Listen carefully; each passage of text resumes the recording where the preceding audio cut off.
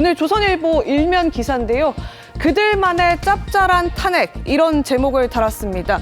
민주당이 지금 심우정 검찰총장 탄핵, 물론 안 할 것 같다고 하지만 추진을 거듭 얘기했죠. 그리고 최상목 권한대행에 대한 탄핵도 추진하겠다, 이런 목소리를 내고 있죠. 그동안 민주당이 추진했던 게 모두 29번이라고 했습니다. 그 가운데 국회 문턱을 넘은 게 13건이고요. 조선일보는 오늘 이 가운데 윤석열 정부 이후 22대 국회에서 국회 본회의 문턱을 넘은 9건에 대해서 분석을 했습니다. 지금 그 중에는 야당이 추진하고 있는 그 탄핵 소추, 국회 대리인단에 대한 성향을 분석한 내용인데요. 다음 화면 보겠습니다.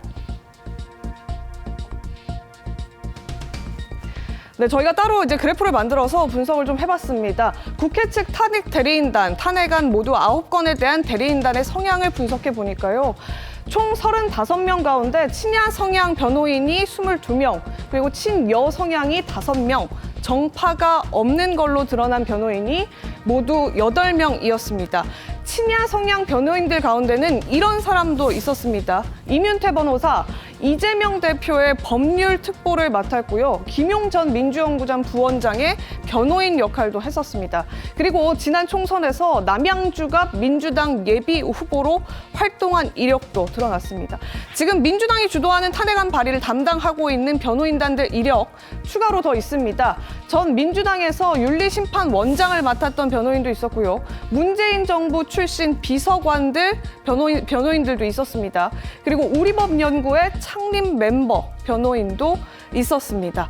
지금 민주당이 주도하고 민주당이 단독으로 통과시키는 탄핵안을 또 야권 성향의 변호인들이 두루 맡고 있는 이런 상황, 결국에는 짬짬이 일감 몰아주기 아니냐, 이런 의혹이 불거지고 있는 거고요. 이 친야 성향의 변호인들이 가져간 그 선임 비용 1인당 단순 계산하면 1,000만 원가량 되는데 이 돈 모두 국민들의 혈세다, 이런 논란도 같이 불거지고 있는 그런 상황입니다.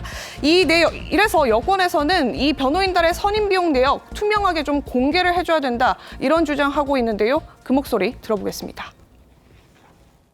윤석열 정부 출범 이후 국회가 탄핵 심판에 사용한 예산은 총 4억 6천만 원이나 됩니다. 게다가 지금껏 친야 성향의 변호사들을 선임해서 일감을 몰아주고 탄핵 심판에 영향을 미쳐왔던 것은 아닌지, 떳떳하다면 구체적인 예산 집행 내역과 변호사 선임 내역, 수임료 지급 조건 등을 투명하게 공개하면 될 일입니다. 송영호 변호사님, 짭짤한 탄핵이라고 조선일보 지적했는데 실제 저런 식으로 혈세가 쓰였다면 이건 문제로 지적해야 마땅하다고 생각하지 않으십니까? 당연하죠. 왜냐하면은 이 탄핵 소추들이 필요해서 한 것이 아니라 헌법에 써 있다고 해서 그 권한을 극한까지 남용해서 하고 있는 것 아니겠습니까? 그러니까 지금까지 이재명 대표의 민주당이 29번 탄핵 소추안을 발의했는데 헌재에서 인용된 예가 한 번도 없죠. 그러니까 불필요하게 국민의 혈세로 국회 예산을 통해서 민주당과 친연성이 있는 변호사들에게 일감 몰아주기를 한 것이 아니냐, 그런 얘기가 나오는 겁니다. 그리고 우리가 이 지점에서 하나 더 짚어봐야 될 점이요. 탄핵 소추를 당하면 그 탄핵 소추를 당한 공직자가 변호사비를 사비로 부담합니다. 그리고 이걸 패소자가 보전해주지 않아요. 그러니까 민사소송 같은 경우에는 소송에서 지면 예를 들어서 원고가 졌다, 그러면 판결에 소송 비용은 원고가 부담한다, 이렇게 나옵니다. 탄핵 심판은 그런 게 없어요. 그러면은 민주당이 조자룡 헌칼 쓰듯이 탄핵 소추권을 남발하면은 그 공직자가 오롯이 부담을 떠안아야 됩니다. 자, 헌재는 그 전문 법칙에 관해서는 형사소송법이 모든 규정이 적용되지 않는다라고 하면서 제한적으로 적용된다고 합니다. 그런데 헌법재판에서 형사소송법이 적용되지 않으면 그 다음 차례는 민사소송법과 행정소송법이거든요. 그러면은 헌재가 그런 걸 준용해서 탄핵 심판에서 탄핵을 기각하거나 각하할 때는 국회가 소송 비용을 부담하도록 해야 됩니다. 그렇게 해서 공직자들이 부당하게 부담을 떠안지 않고 소신껏 일할 수 있는 그런 것들을 헌재가 판례를 통해서 정립을 해줘야 된다. 제가 오늘 이 자리를 빌려서 꼭 좀 말씀을 드리고 가겠습니다. 강성필 부대변인님, 어쨌든 국민의 혈세를 쓰는 문제이잖아요. 그럼 네. 최대한 네. 여야가 다 논의를 하고 좀 숙고를 한 뒤에 합의된 내용을 토대로 국민들의 세금을 좀 알맞게 써야 하는 것 아니냐, 이런 지적은 나올 수 있을 것 같아요. 당연히 맞죠. 그런데 지금까지 국회 한 거 보면 큰 문제도 해결 못하고 있는데 지금 탄핵 소추와 관련돼서 변호사를 누구를 선임하나 가지고 합의되겠습니까?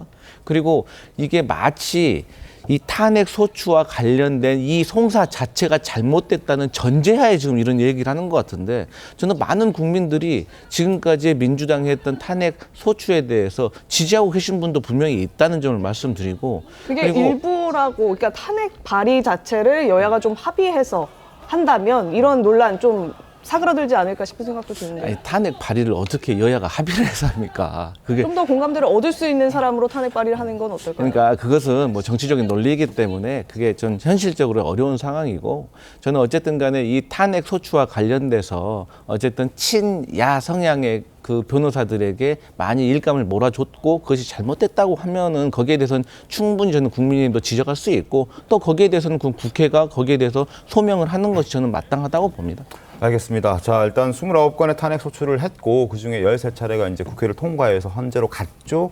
그 가운데 이제 결과가 나온 게 4건이 있는데 모두 각하 또는 기각됐기 때문에 그럴 거면 왜 이렇게 혈세를 드려야 하냐 이런 지적들이 나오고 있고, 내일 또 선고 4건이 있지 않습니까? 그 결과 보고 다시 한번 저희가 판단을 해보죠.